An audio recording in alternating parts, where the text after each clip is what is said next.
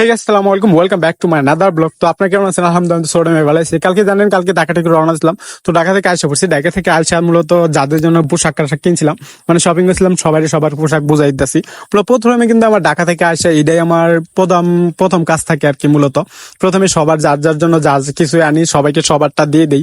তো সবাইকে সবারটা দিয়ে দেওয়ার পর মূলত এখন কি করার, যেহেতু আজকে শুক্রবার, তো যেহেতু আজকে শুক্রবার নামাজ পড়তে যেতে হবে, তো এই মুহূর্তে তারপর মা বলতেছিল যে এর আগেই বলা ছিল যে একটা তার এই কিনে এনে দেবো, মানে একটা গ্যাসের চুলা কিনে আনবো। তো যেহেতু গ্যাসের চুলা কিনে আনার কথা ছিল, তো আজকেই যাবো। তো সকালই তার জন্য আসলে গ্যাসের চুলা কেনার জন্য চলে গেছিলাম নকলা। তো নকলায় আমার বাড়ি, তো নকলাতে তারপরে 10 টাকা ভাড়া দিয়ে চলে গেছিলাম।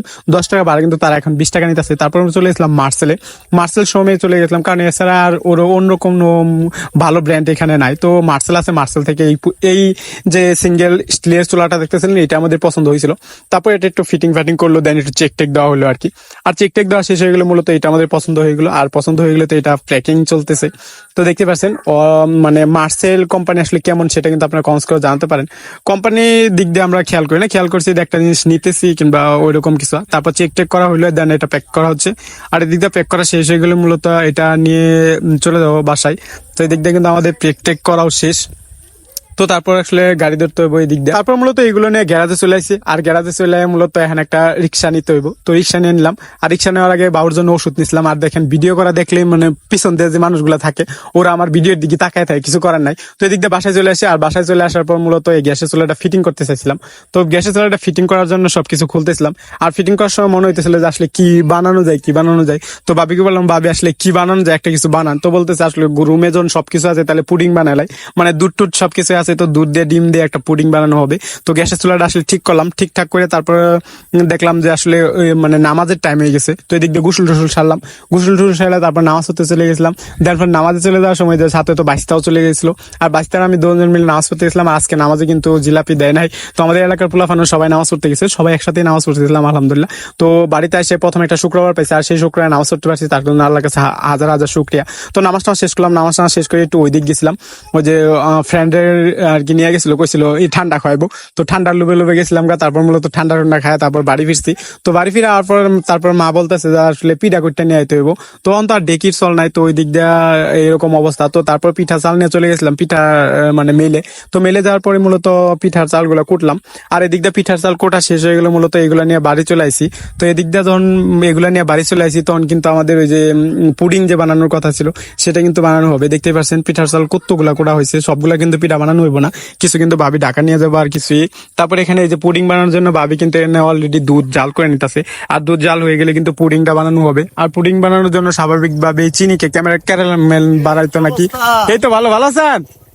তো তারপর আর কি ক্যারামেল বানানো হয়ে গেলে ক্যারামেলটা সেট করার জন্য একটা দিতে হবে আর কি, বাটিতে রাখতে হবে। আর এটা বাটিতে রাখা হয়ে গেলে মূলত এখন ওই ড্রোটা বানিয়ে নিতে হবে। তো মেক্সিন বলে ডিম ভাঙে নেওয়া হইতেছে। আর ডিম ভাঙে নেওয়া হয়ে গেলে ডিমগুলোকে ভালোভাবে ফাটাই নিতে হইব। আর এগুলো ফাটাফাটি শেষ হয়ে গেলে মূলত এখানে চিনি দিয়ে তারপর একটু চিনি দেওয়া হয়ে গেলে ভালো করে এটা চিনি আর এই ডিমগুলোকে মিক্সার করে নিতে হবে। আর ডিম চিনি মিক্সার করার জন্য ভালোভাবে মিক্সার করা হয় যেন, তার জন্য ডিমগুলোকে আগে মিক্সার করে নিছে। আর ডিমগুলো মিক্সার নিয়ে শেষ হয়ে গেলে তারপর চিনি দেওয়া হবে। আর চিনি দিয়ে মূলত এটা ভালোভাবে মিক্সার করতে হবে যেন বাবল না ওঠে, সেদিকে খেয়াল রাখতে হবে। আর এদিক দিয়ে কিন্তু আমার এইটা ভালোভাবে গোটা হয়ে গেছে। এখন দিয়ে দিতে হবে পর্যাপ্ত পরিমাণে দুধ, যেই দুধটা 1 লিটার থেকে মানে হাফ লিটার বানানো হয়েছিল সেইটা। আর এটা দেওয়ার পর তারপর আর একটু গোটাগাটি হয়ে গেলে মূলত এটা মিক্সার করা হয়ে গেছে। তো এখন এই পুডিংটা সেট করার পালা। পুডিংটা সেট করার জন্য একটা মিক্সিং বলে, ওই যে বোলটাকে ক্যারামেল দেওয়া হয়েছিল সেখানে একটু সাইডটা তারপর এখানে মিক্সিং বলে দিয়ে দেওয়া হয়েছে। তারপর একটা কড়াই, তারপর পর্যাপ্ত পানি দিয়া তারপর এটা ঢাকনা দিয়ে ঢাকা দেওয়া হয়েছে। দেন পর 30 মিনিট পর দেখা যাবে এটা কতটা দেখতে সুন্দর হয় আর কি। তো এদিক দিয়ে 30 মিনিট পর ফিরে আসি। 30 মিনিট পর আয় দিয়ে এটা একদম সুন্দরভাবে হয়ে গেছে। হয়ে যাওয়ার জন্য এটা চেক করে নিতে হবে। আর চেক করার জন্য একটা শলা ভিতরে ঢুকিয়ে দিলে হয়ে যাবে। তো এদিক দিয়ে কিন্তু দেখা হয়ে গেল, এটা হয়ে গেছে। তো এটা নামিয়ে নিতে হবে। আর এটা নামিয়ে নিয়ে এটা সেট করার জন্য মূলত 2-3 ঘন্টা ফ্রিজে রাখতে হবে। দেন পর এটা ফ্রিজে রেখে আসি। আর তারপর মূলত পিঠা যে কুটটা নিয়ে এসেছিলাম, ওই পিঠাগুলো দিয়ে পিঠা বানাবো। পিঠা বানানোর জন্য এখানে একটা কড়াই দিয়ে দিচ্ছে। আর কড়াইয়ের মধ্যে পর্যাপ্ত পরিমাণে সোয়াবিন তেল। আর সোয়াবিন তেল দেওয়া শেষ হয়ে গেলে মূলত এখন কি করা লাগবে, তো এই দিক দিয়ে কিন্তু কায়ডা গুলার লাগবে, কায়গুলার জন্য এখানে দিয়ে দেওয়া হয়েছে মূলত মিডাইয়ের সাথে এই পানি দিয়ে তারপরে এই পিঠার গুঁড়া দিয়ে চাউল হয়ে গেছে। তো এটা মানে একে একে দিয়ে দেওয়া হইব আর একটা করে বল বল পিঠা হয়ে যাবো। তো দেখতে পাচ্ছেন আজকে বল বল পিঠাগুলো দেখতে কতটা সুন্দর হয়েছে। তো আমাদের ঈদের আগের দিন কিন্তু প্রিপারেশন এটাই থাকে। তো কেমন লাগলো এই ছোট্ট ব্লগটা সেটা কিন্তু কমেন্টস করে জানাবেন, আর অবশ্যই ভালো লাগলে তো লাইক কমেন্ট শেয়ার করবেন। তো এবার এখন আমার এই বল বল পিঠাগুলো খাওয়ার পালা। বল বল পিঠাগুলো আপনার এলাকায় কি বলে সেটা কিন্তু কমেন্টস করে জানাতে পারেন। তো পিঠাগুলো খেলাম, আসলে অনেক মজাই ছিল। তো আজকে ভিডিওটি কেমন লাগলো সেটা কিন্তু কমেন্টস করে জানাবেন, আর অবশ্যই ভালো লাগলে লাইক কমেন্ট শেয়ার করবেন। সবাই ভালো থাকবেন, সুস্থ থাকবেন, টাটা বাই বাই।